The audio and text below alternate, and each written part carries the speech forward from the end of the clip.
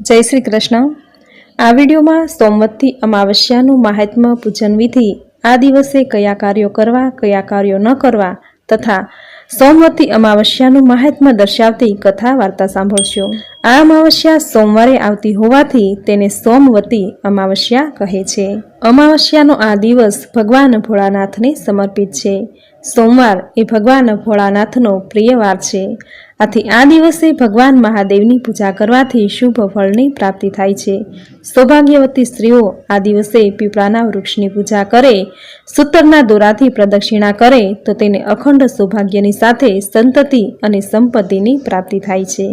નિસંતાન સ્ત્રી આ દિવસે પૂજા કરી સંતાન પ્રાપ્તિની મનોકામના વ્યક્ત કરે તો તેને ચોક્કસ સંતાન પ્રાપ્તિ થાય છે। સોમવતી અમાવસ્યાના દિવસે મૌન વ્રત પણ લેવાય છે।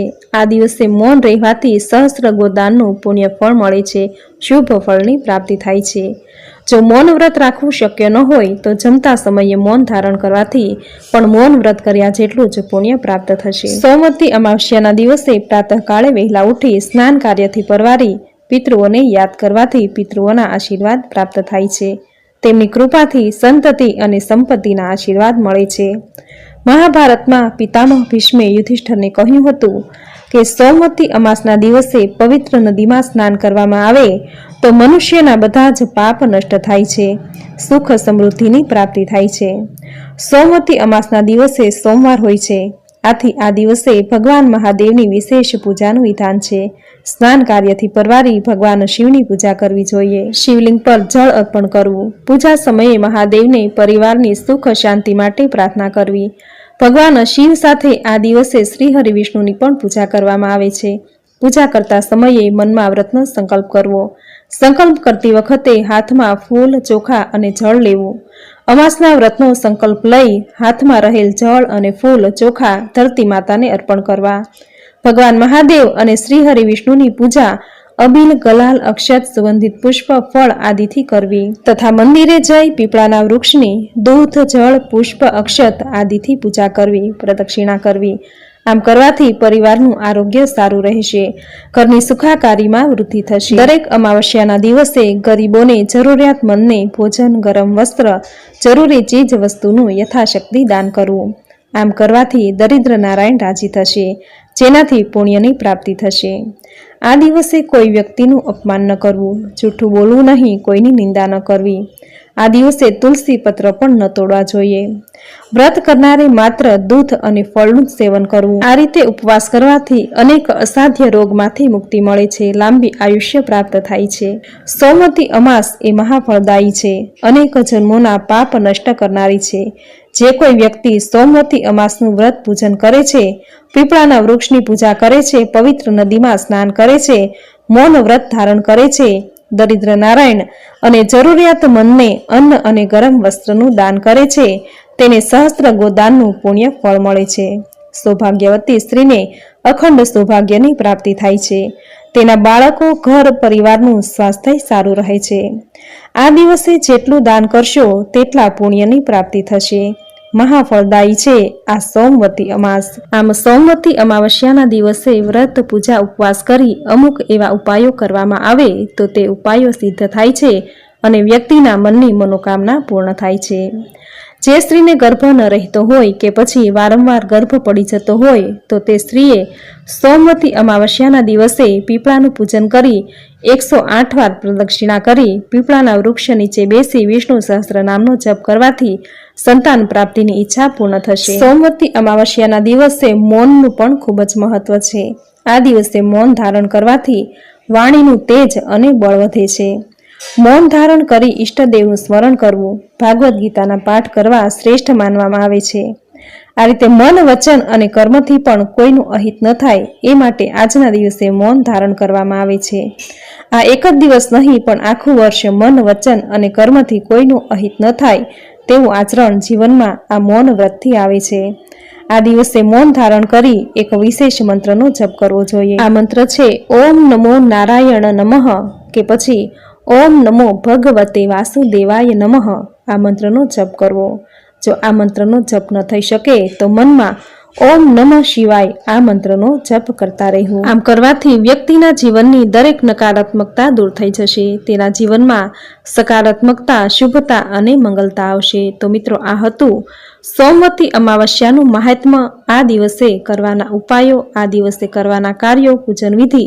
હવે સાંભળશું સોમવતી અમાવસ્યાનું મહાત્મ્ય દર્શાવતી કથા વાર્તા. બોલો ભગવાન ભોળાનાથની જય. એક ગામમાં બ્રાહ્મણી રહેતા હતા. બંને ઘણા ધાર્મિક હતા. તેના આંગણે આવનાર ભૂખ્યું જતું ન હતું. તેમને 7 દીકરા અને 1 દીકરી હતી.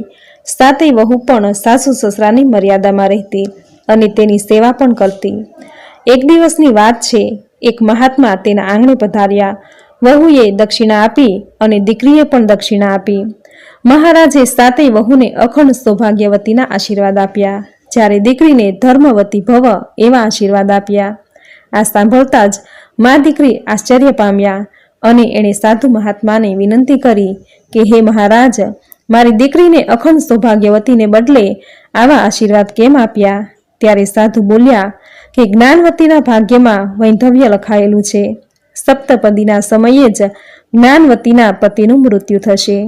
આટલું સાંભળતા જ મા દીકરી રુદન કરવા લાગ્યા અને આજીજી કરવા લાગ્યા કે હે મહારાજ, કૃપા કરી મને આનો ઉપાય બતાવો કે મારી દીકરી અખંડ સૌભાગ્યવતી રહે. મહારાજ બોલ્યા કે કાળને ટાળવાનો કોઈ ઉપાય નથી, પરંતુ એક રસ્તો છે.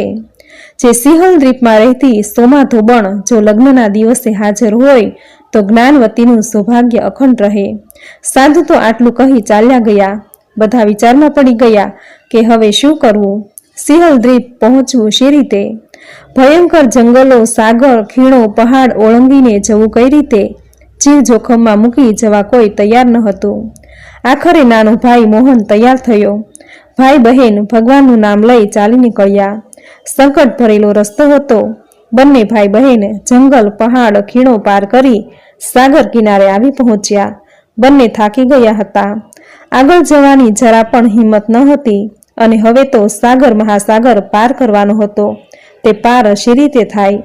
પ્રભુના જપ કરતા કરતા ભાઈ બહેન એક ઝાડ નીચે બેઠા. ઝાડ પર ગીધના બચ્ચા હતા. ગીધ આવીને બચ્ચાને કહેવા લાગ્યો કે બાળકો, ખાવાનું લાવ્યો છું, ખાઈ લો. ત્યારે બચ્ચા બોલ્યા, આજે તો આંગણે અતિથિ આવ્યા છે, એ ભૂખ્યા છે. અતિથિ જમે પછી જ અમે જમીશું. આ સાંભળી ગીધ ભાઈ બહેનની પાસે આવ્યો. જમવાનું કહ્યું. બંનેએ જમવાની ના પાડી. એટલે ગીધે દુઃખની વાત પૂછી. ભાઈએ માંડીને વાત કરી. ગીધે કહ્યું, તમે ચિંતા ન કરો, જમી લો, હું તમને સાગરની પેલે પાર મૂકી જઈશ. ભાઈ બહેન પેટ ભરીને જમ્યા. પછી ગીધની પીઠ પર બેસી ગયા. ગીધ સડસડાટ કરતો ઉડ્યો અને થોડી વારમાં બંનેને સિંહલ દ્વીપ પહોંચાડી દીધા. બંનેએ ગીધનો આભાર માન્યો. સિંહલ દ્વીપ પહોંચી સોમા ધોબણના ઘરે આવ્યા. 7 માળની હવેલીમાં 7 દીકરા અને વહુઓ સાથે સોમા ધોબણ દોમ સાહેબી ભોગવતી હતી. ભાઈ બહેન ત્યાં ચાકરીએ રહ્યા. તન મનથી સોમાની સેવા કરવા લાગ્યા. બંનેની સેવાથી ખુશ થઈ, પ્રસન્ન થઈ સોમાએ આવવાનું કારણ પૂછ્યું. જ્ઞાનવતીએ બધી વિગતવાર વાત કરી. ત્યારે સોમા બોલી કે હું અવશ્ય તમારું દુઃખ ભાંગીશ. બીજા દિવસે સોમા અને ભાઈ બહેનની સાથે વ્રતના પુણ્યના પ્રતાપે આકાશ માર્ગે ઉડતી ભાઈ બહેનના ગામે આવી. બ્રાહ્મણી ઘણા ખુશ થયા.